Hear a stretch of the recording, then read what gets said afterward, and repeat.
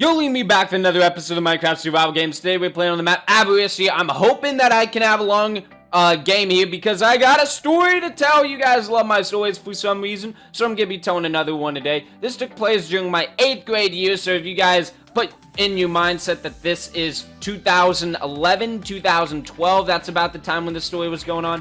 Okay, and I don't need the flint steel, whom I can... Okay, so hopefully nobody knows that I got this really good gear, because someone whacked me with the stone sword. Okay, but I'm just going to be going this way anyway. So this is going to be the story of the headphone thief at my school. So, for my 8th grade year, I went to a private school. I still go to the same private school, and it's a really trusting environment. That's a good way to put it. Everybody kind of really trusts everybody at this school, but this year was like a questionable year. And to give you guys an idea of how much the students trust each other at this school, the lockers at my school, you're able to bring your own lock to put on them, but no one does. I mean, granted, the school hallways are, have cameras in them, so no one wanted to get caught on camera stealing something, because that'd be really bad, but no one would have done it anyways. It was just a really trusting environment. Until this story. Okay, so anyway, hopefully you guys are familiar with Beats headphones. If you're not, Beats headphones it's a headphone brand. Ah, dang it, everybody's dying too quickly. It's one thing I'm not liking about SG anymore. You don't get the length that you used to have. But anyway, Beats headphones is a brand of headphones. They are a brand of headphones, excuse me, that are really popular, but they're also known for being really expensive. I mean, do they sound good? Yes. Are they comfortable to wear? Yes. They're good headphones, but they are known to be a bit pricey. And anyway, this was about the time when Beats were really starting to get popular. So anyway, this one kid walked into school with Beats, or like, he had Beats in his backpack, and he was like showing everybody that he got a new pair or whatever. And don't make some like private school comment about like everybody at private school has a pair of Beats. Like, shut up. This kid was nice. I mean, his family was wealthy, but he tried in school. He was nice to everybody. He was funny. Like, I really liked this kid, and no one had anything bad to say about him. And, I mean, he just so happened to have a pair of Beats. Like, and he wasn't spoiled. Like, he appreciated the stuff he had. But anyway, he had a pair of Beats, and they were in his bag. And then, they got stolen that day. And this was like the first time anyone had stolen anything from anyone else. And no one knew who took them. So for like a couple of days, it was kind of like the talk of like the lunch table or the hallways and stuff like, oh, I wonder who took the headphones or whatever. But anyway, what happened was, a few days later, there was a kid walking around with the same pair, with a pair of the same headphones. Like, Beats all looked the same at that point. They didn't have the colors. They were all just the general black headphones. They were first starting to come out.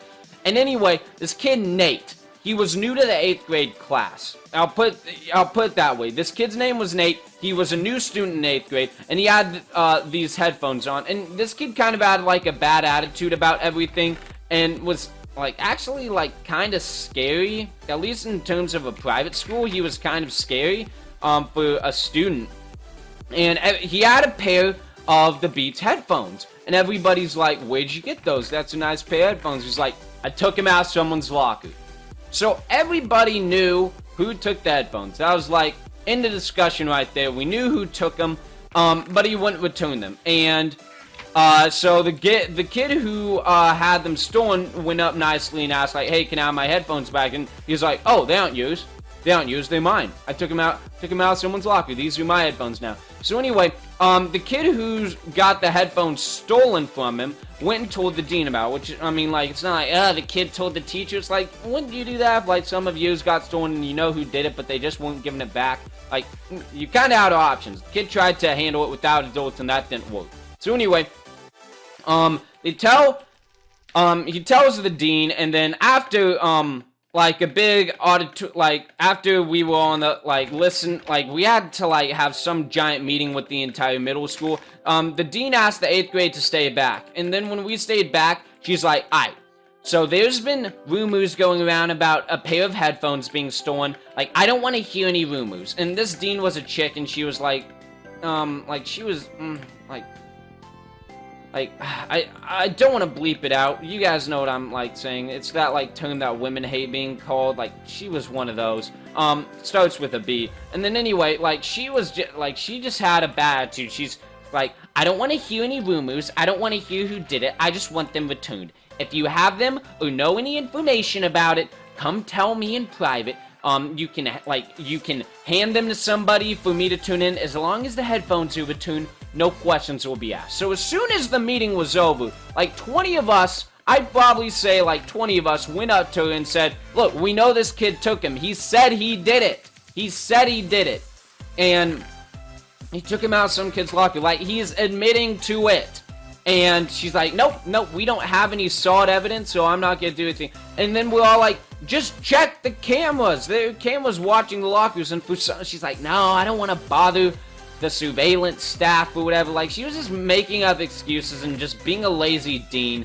And like, nothing happened. Okay, I'm going to carry this into a second game, probably, just because it's a good commentary I got going so far, and I might as well fish it off as it is starting off well, or whatever, and it's kind of a long one, too. But anyway, yeah, like, so, nothing happened, so what this kid decided to do was, over the course of the next week, more kids, for some reason, I don't know why kids were bringing headphones to school anyway, 5 pairs of Beats were, stolen throughout the next week. And the gym teacher's iPod. Yeah, I said it, and the gym teacher's iPod. All of those were stolen. But this time, Nate wasn't going around flashing them around to everybody, but he was the kid who we all assumed took them. Because, I mean, he had been the kid that had been, like, taking stuff or whatever. At one point, there was a laptop that had been taken, but then the student just misplaced it. But for the time being, we all assumed he took it or whatever. So, no, there was no solid evidence that he had taken, anything. And, like, the dean wasn't gonna do anything until, here, I'll team with you. Okay, I'll work it out. Sorry, dude. No, I didn't. Really, bro? Really? Okay. Okay, I'm not having this. Just not having it. Okay. Oh, well, okay, I got kind of team-atude there. I don't know why that guy pretended to team with me. But it is what it is. So anyway, I'm going to continue the story in the second game. So I'll see you guys there. Okay, we're on SG Highway now. So where we left off the story, hold on, I'm going north here. Where I left off the story, the dean wouldn't do anything until we had hard evidence, which we didn't have any. But everyone knew it was this kid, Nate, who had been taking the Beats headphones. And we were at this awkward state for like 2 months where no one would really talk to him or like do anything, and every time we'd pass him in the halls, people would go, he's a thief, and like stuff like that. Like, we were giving this kid all the time, and we just didn't know if he did it or not, and he was like being really mean about it. He was like, I didn't take him. I did not take them. And like, no one was believing him or anything, and we couldn't figure out what to do because we had no hard evidence. So for a good while, we were stuck. Here, give me all that good stuff. Yeah, this chick knows she is screwed now. But anyway, yeah, we just didn't know what to do about the whole situation. Please don't have a weapon, please don't have a weapon, and it doesn't have a weapon! Yes! There we go, that's what I'm talking about. Okay, so, no one knew, like, we didn't know how to go about the situation. And even the gym teacher started getting on it. He's like, Nate, when am I gonna get my iPod back, and stuff like that. Like, everybody was just giving this kid such a hard time, and we had no solid evidence. But then this one day, things really changed around. Once the whole situation kind of died off, there was this one day. My school had some standardized tests this week, and this kid just filled in all A bubbles. He just filled, like, you know, they have A, B, C, D. He just filled straight down the A column. He didn't care about the test or whatever, and then he started pulling out his phone and watching some YouTube videos on it.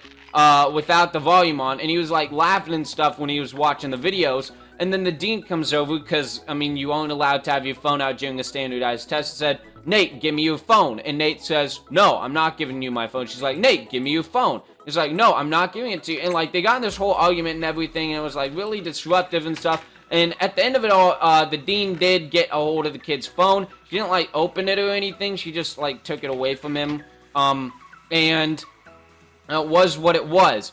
And he... okay, hold on. I hate this. I hate this jump. How did I miss that?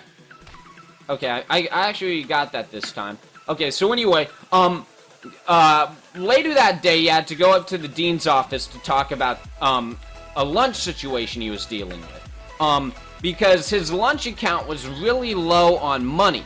And, he needed to talk to the dean about it because he didn't, like, he was negative $80. He needed, like, the school would not provide him lunch anymore because of how little money he had. I mean, like, they're required by law to give you, like, a PB&J sandwich or something. Unless you have, like, some peanut allergy, I think. I think that's the law.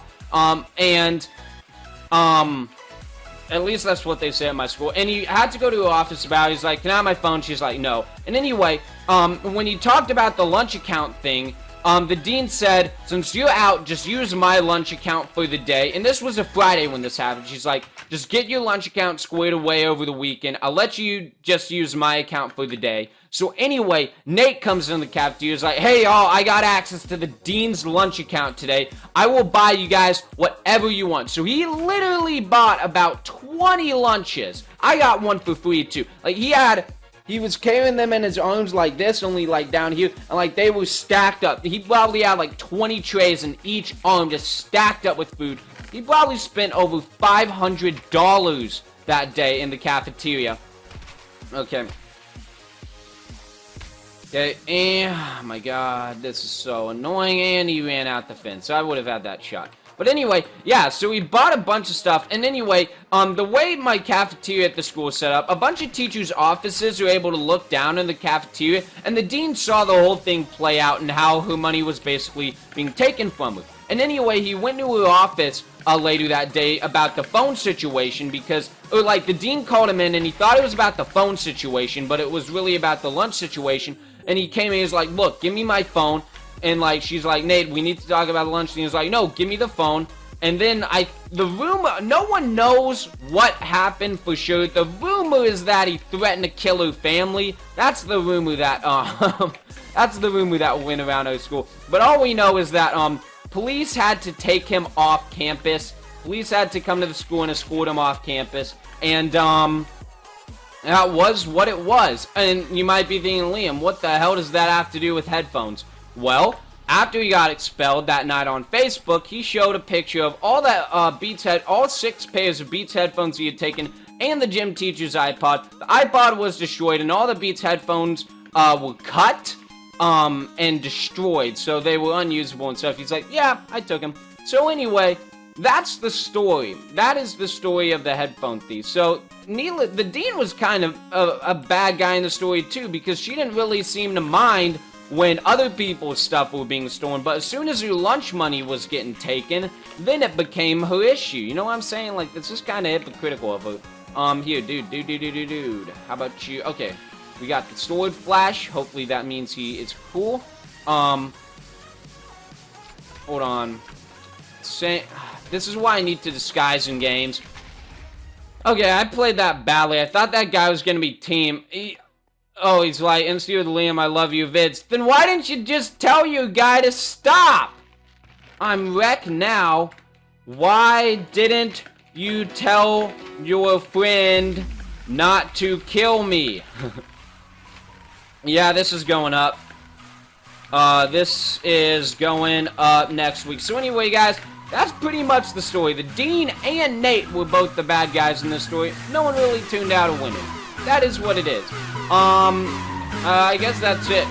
The next episode should probably be about my first day of school or something, so I'll just talk to you guys then. Thank you for watching today's episode of MCSG. I'll see you guys next time. Peace.